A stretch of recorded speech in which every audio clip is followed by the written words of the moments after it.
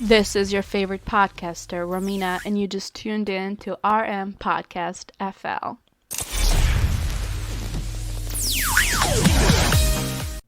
Hello, my beautiful listeners, and welcome back to RM Podcast FL. I hope you guys are having an amazing and a fabulous day so far.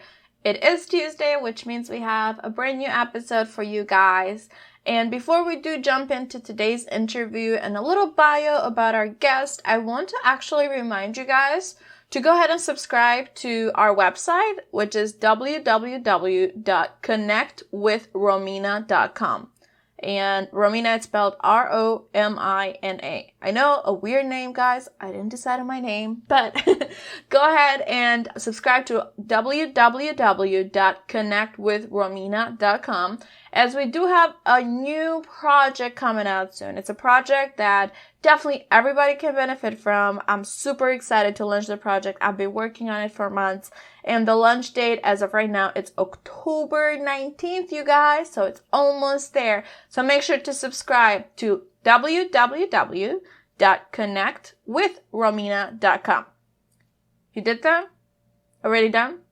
Okay, cool. So let's jump into today's guest speaker. Today's guest speaker is Julie Kratz. She recently launched her book, you guys, Lead Like an Ally. I definitely highly suggest you to read this book because the book is focused on the journey through corporate America with proven strategies to facilitate inclusion. This interview is mainly focused on how Julie actually went from working over 2 decades in corporate America and how she always had this awesome idea. She always had the confidence she could do more. And that's when she decided to actually have her pivot point to branch out and develop a process to actually help other women leaders create their winning career game plan. She is a TEDx speaker, you guys. She's a frequent speaker and executive coach. I would highly suggest you to connect with her on LinkedIn. I'll go ahead and attach the information on the show notes, so make sure you click in it. Even if you're lazy, just one click away, like I always say. So without losing any time, let's go ahead and jump into today's interview. You guys enjoyed, learn at least one new thing per episode, and like I mentioned earlier, make sure to subscribe to www.connectwithromina.com to make sure you stay tuned for the project that is coming out soon.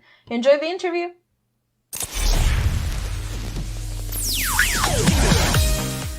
Thank you so much, guys, for tuning in and trusting me with your time. Just like I mentioned on the bio, today's guest speaker on RM Podcast FL is Julie Kratz. Hi, Julie. How are you today?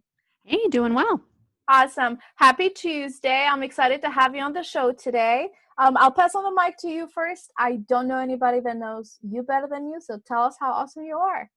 Yeah, well, I don't know about all that, but I think we're going to have an awesome conversation. I am CEO and founder of my business, Next Pivot Point. We exist to develop inclusive leaders, train women to build winning career game plans while promoting equality in the workplace. And so now more than ever, certainly we're at a pivot point culturally, do a lot of things. Now more than ever do I believe workplace inclusion is truly, truly paramount. But before I got this all started 6 years ago, I did my own corporate America thing. So I was a people leader in corporate America. And, I didn't have a lot of the tools that I now teach leaders about today. I kind of had to make my own toolkit of how to coach people, how to mentor people, how to meet them where they're at and to delegate and trust and all the things that comes with leadership. There's no playbook. There's no college class on it. Even got my MBA and there was one class on leadership and it wasn't that practical in application. So it's a real problem and it persists to be a problem today. And now having leaders that are really empowering their teams. I mean, I think we're seeing that in the virtual workplace that'll continue for some time. We need leaders to step up. So that's what I get to do for my day job. And I get to be a mom and do other fun stuff as well and really feel happy and excited to get to do purposeful work. That's amazing. That is very true, though, because you came from corporate America, and corporate America has managers, not leaders. And I don't kill me, guys. I'm not saying we don't have leaders in corporate America, but we have more managers than leaders. Mm-hmm. So how can we train these managers to become more leaders? Yeah, that's one exercise I love to do in workshops that I lead is, what is a manager? What are the attributes of a manager? They manage work, they manage tasks, they do all these robotic things. you know? And then a leader, what's a leader? Well, good news is anyone can be a leader. But you got to earn it. You don't just get to claim like, I'm the leader. It's not the way it works. You got to prove yourself. And it's really through influencing others, right? It's through building trust with others. It's through helping others. It's through empathizing with others, being emotionally intelligent, being vulnerable. And so there's this whole list of attributes of what I call a leader, and certainly an inclusive leader that's far more effective in today's workplace. But they're different. And people focus way too much on that title of manager, director, vice president, whatever those fancy titles mean. People respect and want to follow a leader. So do you think the titles, it has to be more with authority, and people just give authority more like in their mindset, they're upper in the stage, they're in a podium if they have authority? So if I say, for example, Julie is a great leader or of the X company, or if I say Julie is the VP of X company, which one would people respect more, do you think? Yeah. I mean, I think there is a traditional kind of association that people made, and this is definitely a generational thing, a perception of, you've worked your way up in corporate America, you've gotten to that VP, that C-suite title, whatever those fancy titles are. There is a perception that you're important, right? And that you're a mover and a shaker, fill in the blank analogy. And that you're important and you've earned your spot and you get to sit there with your privilege and power and reign. That's super old school, right? I mean, if you ask, millennials have been saying this for so much, this for so long, and their voices really haven't been heard because baby boomers like, all right, be quiet, get out of here. But Gen Z is now entering the workforce saying very much the same things, even more solid. And so we have a real pivotal opportunity to listen and to respect all layers of the organization. And there's a lot of reasons for kind of this way of thinking generationally, because when the baby boomers, a large part of their workforce time, there were rewards for staying at companies. There were pensions, there were retirement packages, there were Rolex watches, all sorts of things for the staying. 5-year, the 10-year, the 15-year mark, you get a gift. Oh, and I remember the cakes. When I first started in corporate America, early 2000s, I couldn't believe how many people had been there 30, 40 some years. Retirement parties with the cakes. They were happening all the time. And I thought to myself, I remember, my 10th celebration in a month, I thought, holy smokes, these people worked here like their whole life. And I remember just deciding that was not my path. That was not going to work for me. And I think a lot of young people have kind of said that, like, hey, it's not that I'm not loyal. It's not that I'm entitled, and all these negative associations we make with millennials. And it's, hey, I want more. I want more purpose in my work. I don't want to have to do the stuff that everyone wants me to do. When I looked in the mirror after my 12 years I served and was climbing the corporate ladder just fine, I was checking all the boxes. I realized in really taking an introspective look that I was doing what everybody wanted me to do, and I was not doing what I really wanted to do. And, if you get stomach aches going to work or booting up your computer nowadays, that's a good sign. Because I thought, Sunday night, Monday mornings, I felt like queasy, definitely wasn't excited to go to work.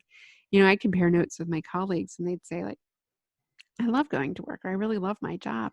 You are a liar. Why would you lie about something like that? Well, it turns out that you can enjoy your work, and you actually should enjoy your work. And the bonus for companies is productivity is higher, quality is higher, client satisfaction, like all the numbers are highly correlated with engagement. So this is good for everybody. And it was just always the right human thing to do. But we had a different model for business that's quite outdated and has been for some time. Yeah, I mean, and I would say also it's how people are wired too. Yes, it's a generational thing, but myself, I quit corporate America because stepping in that building, I didn't feel like I wanted to see that building for the rest of my life. And I like, even in my room, like I will rearrange my room every couple of months because I want something new and fresh. And doesn't mean that I'm not loyal, but how I looked at it. And a lot of people, sometimes they understand this point, sometimes they don't. how I look at it is that if I feel like I've learned everything I need to know, or about 80 to 90% of this position, I need to move up. I need to do something different, because it comes to a point that you're an autopilot, and that's a dangerous zone for me. Like, I will not even think about it. It would be an autopilot. So I don't even know what I'm doing. Like, it just wake up, go to work, do this, answer this question, this, do this, think a little bit outside the box. Nope, still same result. Do that. Like, it's a dangerous zone for me. So what would you say it's the best advice for somebody that has that motivational, their like spirit, that want to do something different to avoid that dangerous autopilot moment?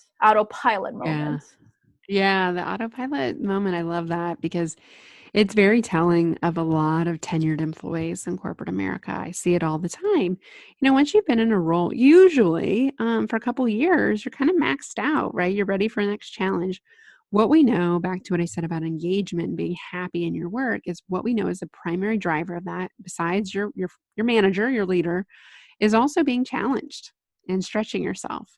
And I call these pivot points. And they're oftentimes career transitions.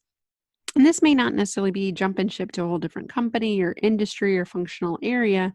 A lot of times there's small pivots along the way, and recognizing the opportunity for when I don't feel as fulfilled by work, right? And the two key questions I have leaders ask themselves is just take a hard look in the mirror. We don't always want to answer these questions. And sometimes we answer what we should be saying, not what we're really thinking. I fall into this trap all the time. I know the shoulds. I know what I'm supposed to say, but I know the real script, right? The real answer. Dig deep and ask, how much is your position aligned with your unique skills? So the things you're really good at, that you're efficient at, that people ask for your help on, that you can do very easily. That's important. But to your point, the autopilot starts to happen when you get skilled out. So you need the wills. And what the wills are is the confidence, the mindset, the motivation to do it. And so when you have this really nice combination of a skill set and a will set aligned with your job in a way that uniquely meets the needs of customers and the company, wow, that is just like, I call it like the magic maker. Like, that is the place you want to live, and it's best for the company that you live. And I think we get so bogged down to these org charts and these roles and responsibilities documents and job descriptions, having to update them, and the minutia of, what if we handled the work environment like we do the gig economy and contractors, and something like Upwork as an example? What if you had tasks that people signed up for and they did? I mean, wouldn't that be so exciting? I would love my job if my manager's like, hey, I still need you to get ABC report done or whatever. I'm not saying you still don't have work to do, right? But once you get your work done, go ahead and sign up to help on an engaging project with another team, right? Why wouldn't we do that? It's not a thing. I wish they did that, because this way it allows employees more to also see the hands-on experience, or maybe find a new passion, or find something that they're good at, or somebody like you. It would surprise you too. You might have employees that might be really great at something, but you had no idea because you never put them in that atmosphere. It's so true. And so I think that's where the growth comes in, is because you don't want to get stagnant and stale doing the same things, the same skills, the same wills, right? You want to constantly challenge, stretch. And I think when you find a position that's really aligned with that, and those opportunities naturally emerge, and maybe you get to identify new projects, new clients, new whatever. Avenues to explore for innovation, which is really exciting for a company, because you're the best one to bring new ideas forward and challenge traditional status quo thinking. But what if we took away the silos, right? And the layers and the complication that some of these biggest companies, I mean, I remember making slide decks like for months. And I don't even know at the end I was like, what was that even for? I've completely lost the purpose of that slide deck. But it probably still sits on a shelf somewhere in corporate America. Probably. Now, I have a question. Whenever I talk to females that want to move upwards, for example, or they want to go for that management position, or want to be a leader, they're always kind of step back. So my explaining of them is, you should go for it, because You're a mother, you're a daughter, you're a sister. If somebody has a problem in your family, guess what? They go to the female, because the female's emotional intelligence is a whole different ballgame. Why don't we see females actually striving for more? I know we're seeing a progress, but I feel like we shouldn't even talk about this. It should just be like, you're skilled, go for it. I don't even care what gender you are, you're skilled, go for it. But why do we still see this gap? Oh, so many reasons. So first and foremost, yeah, there's more than two genders, right? So gender is a spectrum, but what we know about the pole ends of that spectrum, going with male and female, is that masculine behavior is taught and feminine behavior is taught to boys and girls very, very young. I have a 6-year-old that started years ago. I'm remiss by her gendered language already. And so socialization teaches kids. Girls aren't, these, we all know these, right? Girls are pleasing, girls are caretakers, right? They're baby dolls. Girls don't be bossy. And so that's a signal. Don't self-promote. Don't ask for too much. Don't ruffle the feathers, right?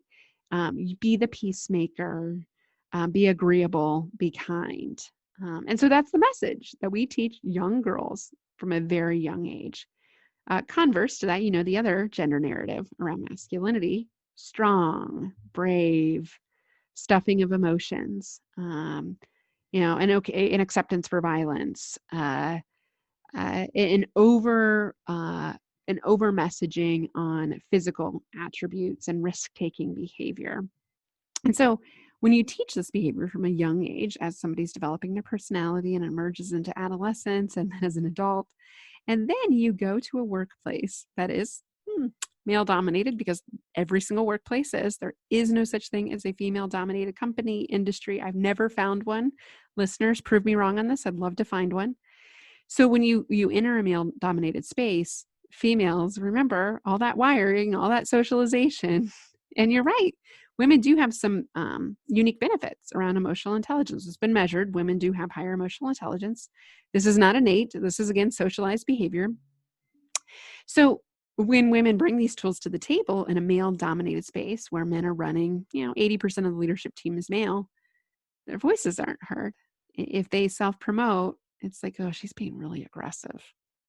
I was called too confident once for self-promoting when my male colleagues did it 10 times more than I did. So we ask women to be like men, which is not helpful, right? 20 years of behavior you cannot erase, and usually more, can't erase in one fell swoop. And then the second piece is actually we're the yin to the yang. We're losing all the benefits of gender equality when we ask women to be like men. Why don't we ask men to be like women? I mean, there's a reason for that, right? And in a great analogy to this, a friend of mine went dog sledding. This makes a point about gender equality, I promise. A friend of mine went dog sledding a couple years ago, and as she got in the slide, she asked about the dogs, and they happened to mention the genders of the dogs, and they were male and female, and they always had the team balanced, male, female, male, female, male, female down the line. And she said, why?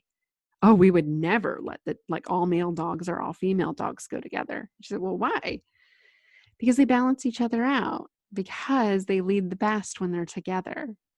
And isn't that doesn't that just sum up gender equality in a nice story? This is primal. This is innate. To keep women down in society is not good for men either.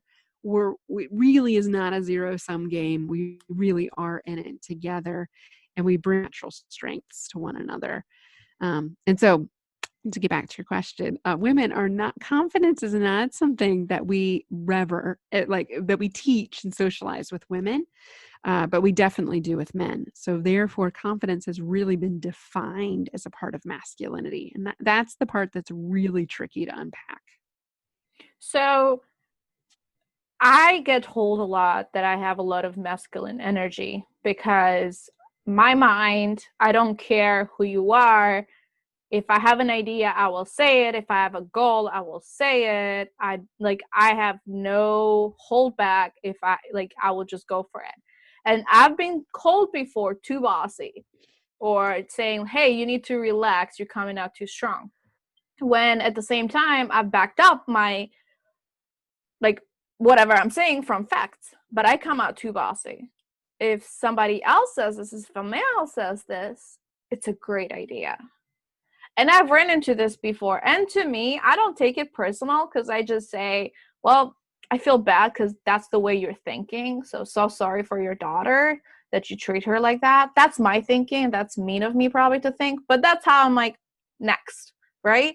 But there are females or there are people out there that if they are in such a situation, it really gets to them and it holds them back for going on next time. Me, no means next. That comes from my sales experience. I just move on. But people, to get to their mindset is not easy. So what can we do to help others when they get shut down and they lose their encouragement, and they get all discouraged and they don't want to move next? Yeah. I know that was a long question, you guys. So many things you just shared there in your experiences. We don't like it when people step out of their gender roles. So the feedback you're experiencing about being too bossy, too aggressive, tone it down. Women are told that. Can you imagine telling a man to tone it down? Unless he's like punched through a brick wall. No one's going to say that. And they probably still be like, oh, he's just being a man. It's so funny how the rules of society just behoove men because they created the rules.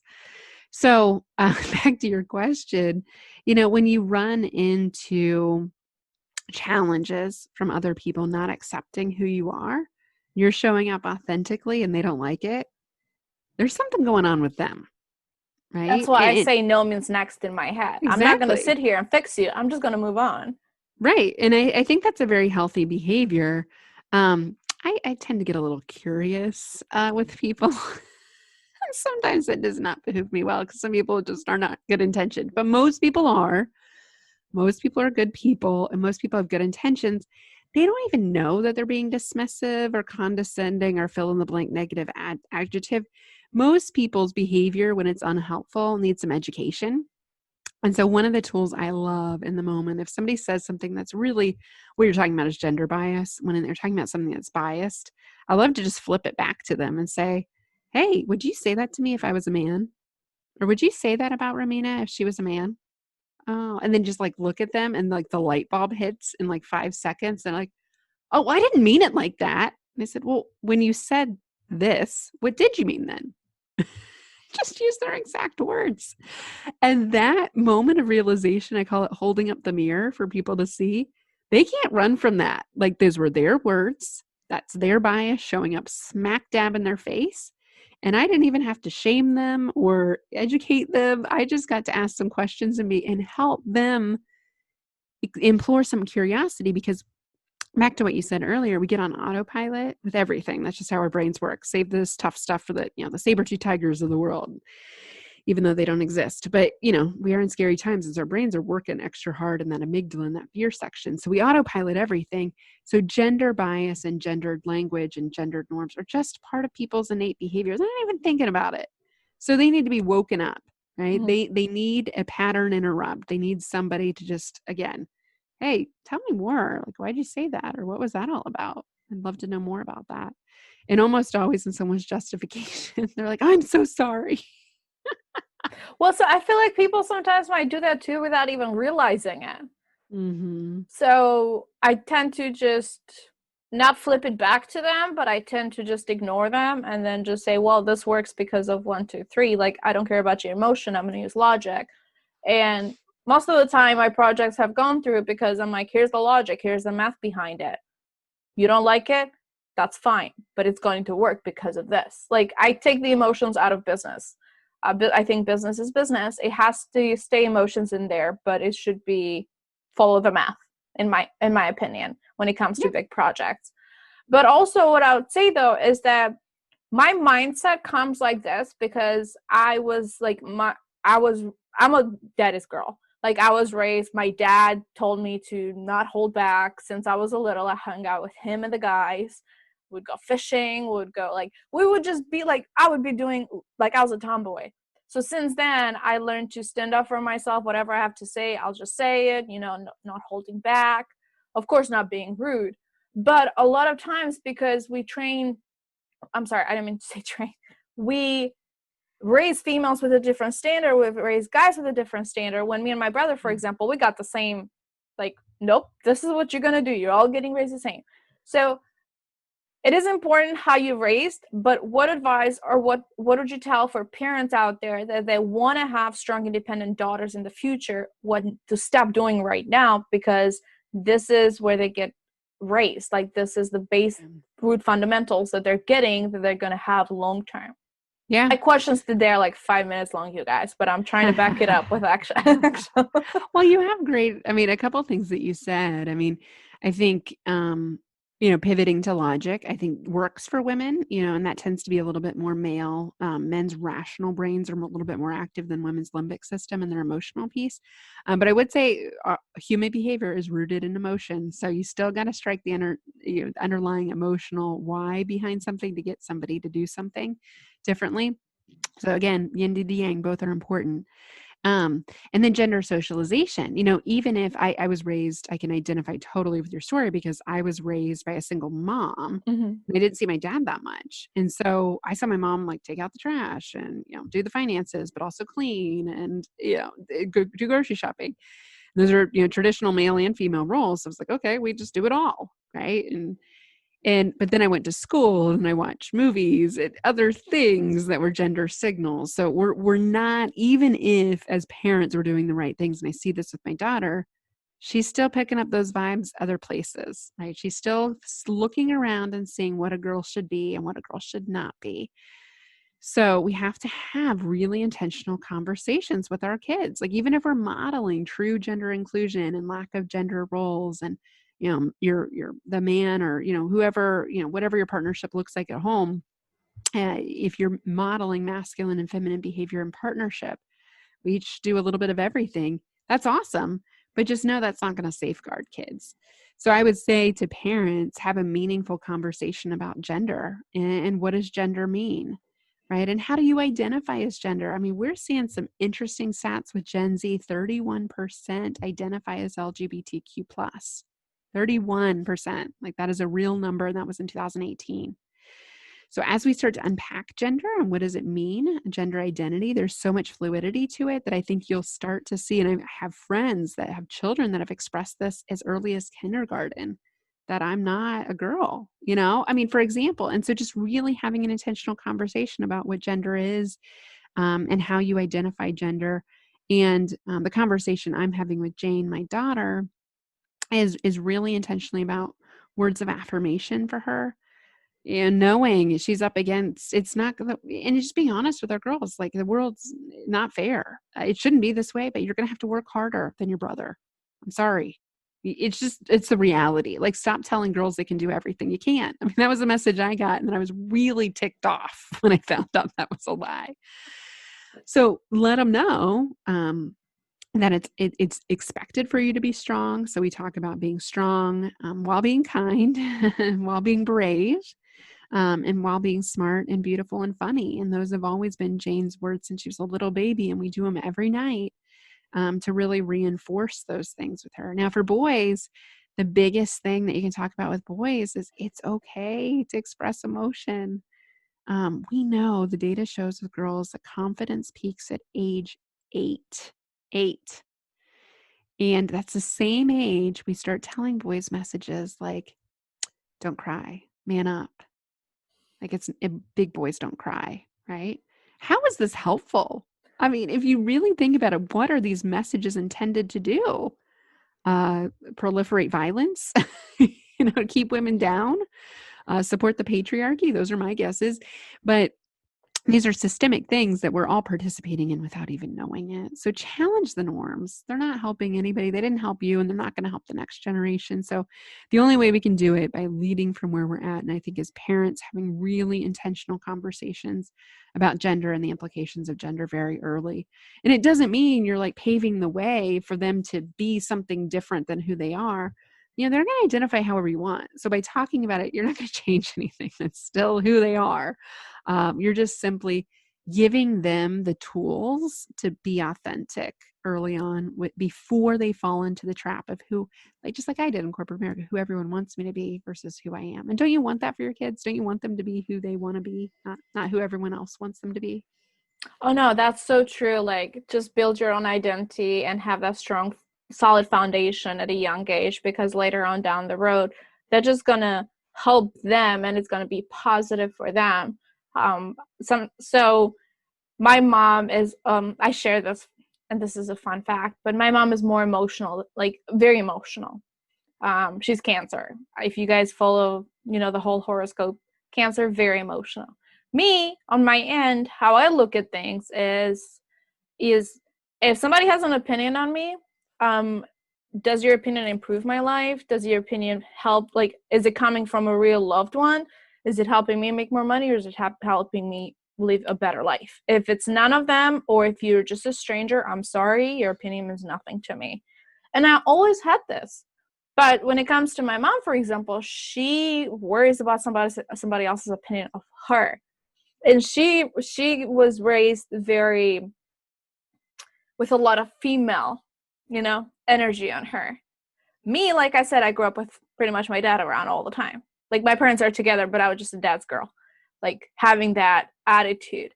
And I can see the differences. And sometimes my mom says, you sound more like a dude than a female.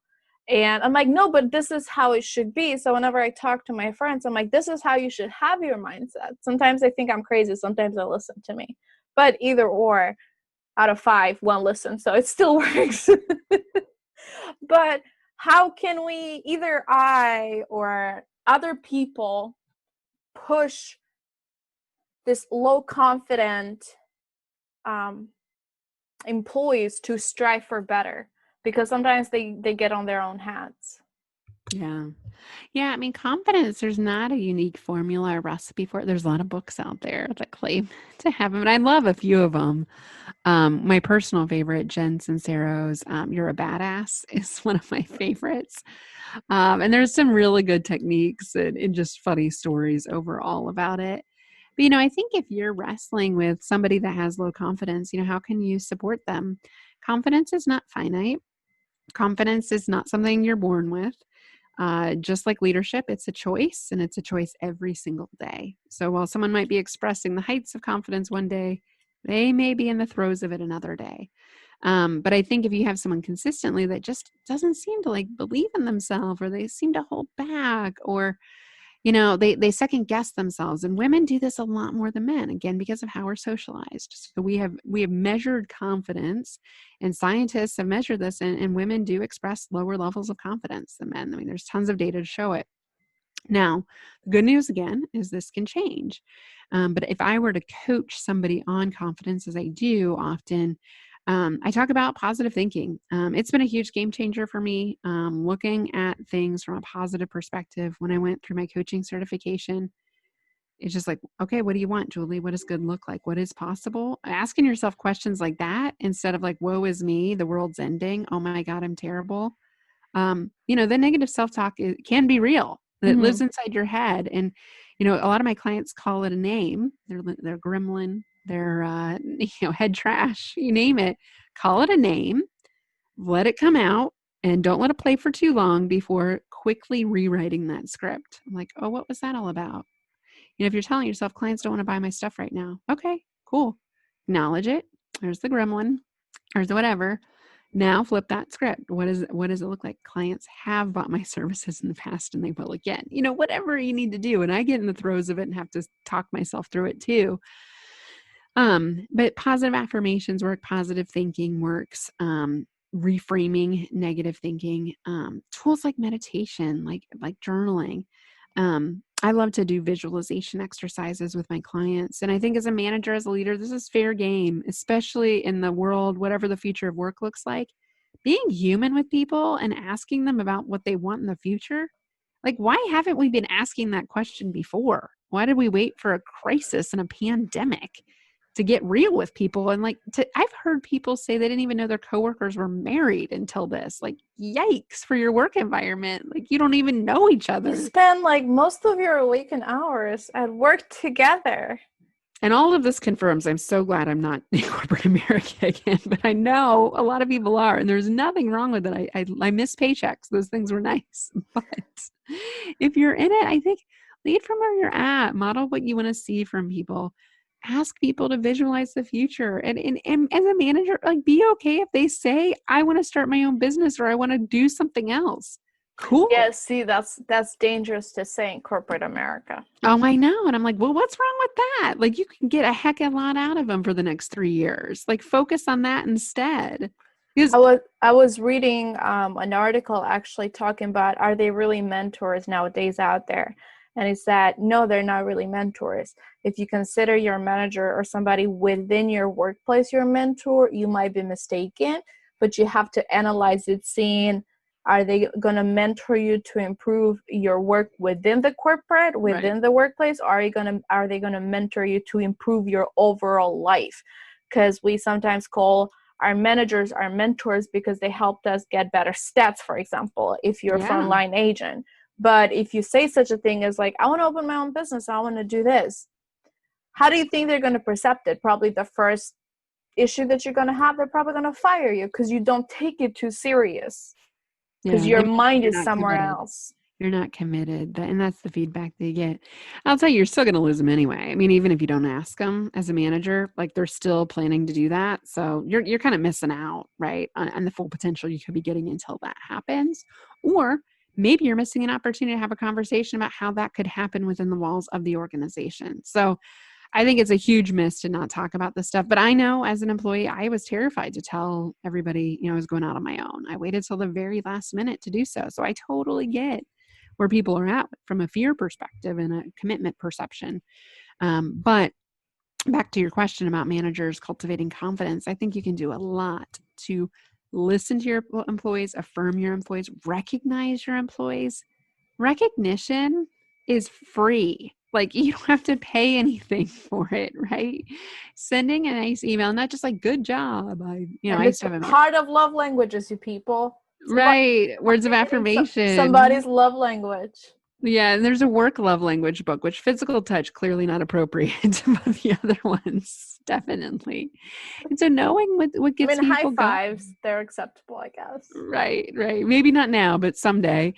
But I think thinking about what makes somebody tick, and most people like recognition, private recognition, not always public recognition. But you got to be specific with it. I used to have a manager that would come to my cube like, thank you for being you. Like, thank you for coming to work today. I'm like, is that what good looks like here? You really get to hear something specific. Like, I really liked how you handled this project. I really like how you handled this call. Be specific and focus on the behaviors you want to see more of as a leader. And that's going to benefit you. Like these tools go full circle. I think as a leader, if you can be inclusive and practice coaching and mentoring with your employees, you get better. Like you can probably get a heck of a lot better than they did. And it's going to feel really good to help somebody. But I also feel like before you go, I'm probably going to get a lot of negative feedback from saying this, but here's a crazy idea. Before you promote somebody as a manager, besides going through the management, you should probably take them through a leadership course too. Oh, yeah. Yeah, I hope you don't get negative feedback for that. Well, you never know people because everybody wants to get promoted quick. But here's me saying whatever I think again. I think that would be very beneficial for long-term for the business and for long-term for the team. But that we don't see that happening. No, it's called emerging leader, like identifying the people that will be leaders someday. And before you put them in a position to be a leader or manager, best practices like 6 months out, right? Especially when you have line of sight to a role they might be doing. They don't know yet. Maybe it's not firmed up yet, but hey, in about 6 months, they're going to be leading the team. Let's get the skills in place now. And then the challenge becomes they can't always apply them, right? Because they'll say things like, well, I'm not a real manager yet. Okay, well, practice with somebody Yeah. Somebody that you work with. You would learn leadership skills that maybe you can show with another colleague of yours, or maybe help de-escalate a situation if such a thing happens, or anything. I feel like that would be very beneficial. But again, maybe all employees should take a leadership skills just to learn how to better communicate with one another. Yeah. But we're talking about a fast-paced economy that we don't have time for frontline agents sometimes to go through very fundamental stuff. corporate Well, I would America. say, what do we have time for? Losing good people and keeping bad people. Do we have time for that? I mean, the impact of something just like gender equality, we're talking like $12 trillion globally. I mean, these, like, we like to think these are nice to have things, but they're actually really good for business. Yeah. No, think of it long term. Think of it as a long-term investment. Mm-hmm. Like, But we're it's short not just, term. yeah, you have to have long-term vision, and you have to see, where do I see so-and-so company, not 5 years, where do I see it in 30 years? Yep. You want to be successful, be on top of your game, where is it in 30 years? And then backtrack and do a reverse engineering. Mm-hmm. They should just hire us, guys. Well, Julie, what's a new and exciting project that you're working towards besides just helping everybody out there find their pivot point and be the best that they can? Yeah, I'm working on a future of work research project with some colleagues. So I think we're at a pivot point. My business name selfishly, but everyone keeps using the words. I'm like, all right, I'll keep using it. But we're really redefining, workplace culture and the future of work. I mean, we're going to have more flexibility, more virtual work, lots of implications and the new norm of what the world looks like. But I don't think any organization has the recipe figured out for it. I don't think any employee really knows through the fog of what they want. So we're just going to distill kind of 10 key findings to help managers facilitate a conversation with their teams about, hey, here's something that was found in a study. Like, what are you thinking you want in the future of work? This is a reset button. Real opportunity on the other side of this to define the work in the non, fast forward, hit the fast forward button from 1950, the Mad Men era. It is 2020. Last time I checked, why are we still behaving the way we did in 1950? So this could be a real opportunity to reset and finally hit the fast forward to current day and what really works now. Oh my goodness. Yes, it's actually April as we're speaking right now, you guys, and the interview is being recorded. So 2020, I have to say, it's been a crazy year though. Well, and it will be, right? Too much for a still, 2020 vision. right. You might have thrown that out like I did and rewrote it recently. Oh my goodness. This interview has just been amazing. And where can people get a hold of you if they do want to have that one-on-one session with you, if they love this interview and they just want to reach out more and need help with their own business too? Where can people get a hold of you? Yeah. I respond personally to every note I get. So julie@nextpivotpoint.com. And my website, nextpivotpoint.com, has a plethora of free resources, downloadable guides, like a diversity dictionary, 5 questions to get the gender equality conversation started. We'll have that white paper, The Future of Work, up here. So lots of things that you can get at your fingertips to keep this conversation moving inside your organization, because I know it can be hard and you're not alone. So yeah, I welcome your questions, your ideas, your stories, always looking for that. So find me there. And then last but not least, LinkedIn. I post every single day, Julie Kratz, Kratz. So connect with me there. You can see me in your feed and continue to get peppered kind of information and story and content to keep this conversation going. Awesome. And then my very last question, which everybody knows was the last question, it's my favorite. What is your personal definition of success? Doing the work you love. I mean, it's cheesy but cliche, but true. I mean, when you get to wake up and not feel like you're working, you're just doing things that you really want to do and that you really feel like you were meant to do in this life. I mentioned my mother being raised by a single mom that worked her tail off growing up. She always told me, like, from a young age, like, you were really passionate about women. And she didn't really articulate it in the words that we use today, but she's like, you're meant to help women. And I remember her telling me that in college, as I'm studying business and dead set on my corporate America career. She's like, I don't know why you're doing that, but okay. I lost my mom at a young age shortly after that. And her words really stuck with me. So I'm thankful I get to do the work that she saw in me all along. And that's to me, success is getting to do what you love and being excited and not getting that stomach ache when you go into work. Yeah, or the heart rate going to 120 as soon as you step in the building. That's fun times. Not that you've been there or anything. No, a friend told me. This is a completely different story, you guys.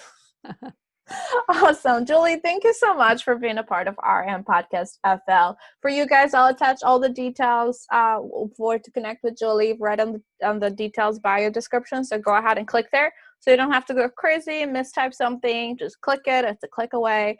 And also I'll attach her LinkedIn profile. So go ahead and connect with her on LinkedIn as well. Julie, thank you so much for taking your time today and for being a part of the show. Thanks for having me. Absolutely. And for you guys, just make sure to tune in every Tuesday to listen to cool and awesome episodes just like this one. Have a great one.